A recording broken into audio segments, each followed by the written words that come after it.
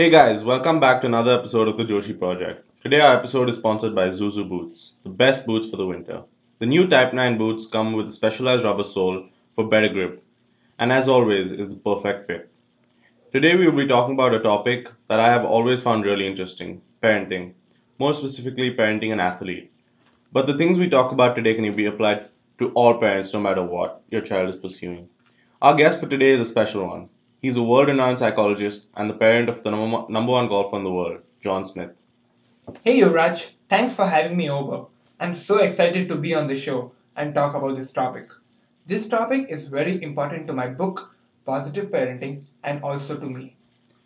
It's really great having such a qualified person like you talking to us about this topic. People haven't really taken this topic that seriously until very recently. And you've been at the forefront, so talk to us about what all this is exactly about. Okay, so parents don't realize how their actions and words can affect their child's mind, and for kids who are athletes, most of the times their performance. A lot of studies have been conducted which prove that those athletes who grow up in a household where positivity is consciously spread compared to those children who grow up in normal households where parents keep pushing them, they are four times more successful. I feel like that's so true. Because even I know sometimes when my parents say something like, you should easily get an A in this math class, it automatically tells me, like, oh, this is what my parents are expecting from me, and now if I don't get it, I'll let them down. Exactly, that's it. If parents just start thinking very carefully about how to speak to their kids, it can make a huge difference. For example, replace phrases like, you have to do well with do your best and have fun. Small things like that can motivate someone so much and boost their self confidence. Because I have parented an athlete, I know that self confidence plays a major role in your success. Wow, that's really interesting. So, where did you learn about this? And did you apply these things while bringing up Jack? So I read this book when my wife was pregnant. The book was named The Art of Parenting by Jack Munro, and it resonated with me.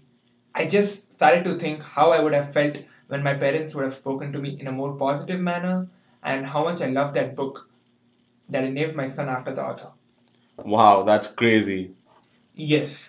So while Jack was growing up, I always followed three principles: never compare, never expect, and always be positive. The first principle was never to compare him with anyone, which really never gave him that pressure that he needs to beat someone or impress me or prove himself. And this allowed him to stay focused a lot more on the golf course. The second was never expect.